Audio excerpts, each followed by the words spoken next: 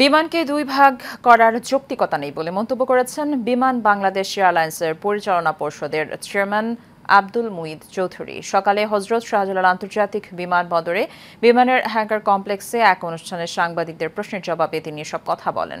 বিমানের নিজস্ব ব্যবস্থাপনায় সি-চেক সম্পন্ন অনুষ্ঠানে তিনি আরও বলেন, সিন্ডিকেটের কবলে পড়ে টিকিটের দাম বৃদ্ধি পায়। বাতেন বিপ্লবের রিপোর্টে দেখুন বিস্তারিত। সবাই মিলে কাজ করলে অসাধ্য সাধন করা যায়, সেটি আবারও প্রমাণ করেছে বিমানের ইঞ্জিনিয়াররা। বোয়িং 737 সি চেক সম্পন্ন অনুষ্ঠানে নিজেদের সেই সক্ষমতারই জানান দিল বিমান বাংলাদেশ এয়ারলাইন্স। এর মধ্য দিয়ে প্রায় 15 কোটি টাকা বাঁচানো গেছে বলে দাবি বিমান কর্তৃপক্ষের। আমাদের সহকর্মীরা এত টাকা সেভিংস করে এই কাজটি এখানে সম্পন্ন করেছেন। অনুষ্ঠানে প্রধান অতিথির বক্তব্যে বিমান পরিচালনা পর্ষদের চেয়ারম্যান আব্দুল মুঈদ চৌধুরী বলেন, নিজেদের সেবার মান বৃদ্ধি করার মধ্য দিয়ে বিমানকে এগিয়ে নিতে হবে। আমরা এই ধরনের কাজ আরও করতে থাকব এবং এই যে আমাদের 777 এবং বড় বিমানগুলোরও রং টং করতে হবে, এগুলা এখন একটু মলিন লাগে। তো এই জন্য আমরা 3 জন প্রকৌশলীকে সিঙ্গাপুরে পাঠাবো প্রশিক্ষণের জন্য। তাতেও আমাদের সেভিংস হবে এবং আমাদের আত্মবিশ্বাস বৃদ্ধি পাবে।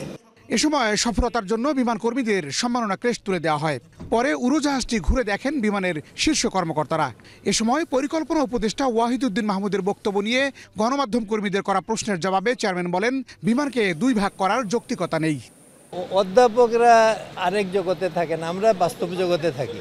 বাস্তব জগতে সব ঠিকঠাক আছে, বিমানের কোনো অসুবিধা নেই। বিমানের রেভিনিউ বাড়ছে। গত মাসে আমরা 970 কোটি টাকা গ্রস রেভিনিউ আর্ন করেছি, হাইয়েস্ট এভার বিমানের। এটা এর আগে কোনো দিন হয় নাই।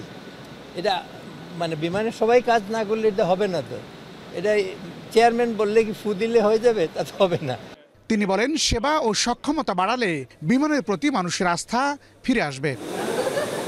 এরোপ্লেনকে বাংলায় উড়োজাহাজ বলা হয়, সেটি ছোট বড় সবারই জানা। কিন্তু বিমান বাংলাদেশ এয়ারলাইন্স যে আলাদা ন্যাশনাল ক্যারিয়ার, সেখানেই বিপত্তি। কেননা বাংলাদেশ থেকে বিভিন্ন রুটে ফ্লাই করা উড়োজাহাজগুলোকে একযোগে বাংলাদেশিদের অধিকাংশই মনে করেন বিমান।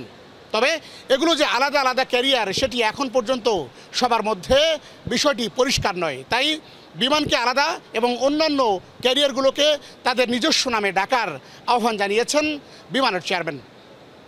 বাতেন বিপ্লব, এশিয়ান টেলিভিশন, হজরত শাহজালাল আন্তর্জাতিক বিমানবন্দর, ঢাকা।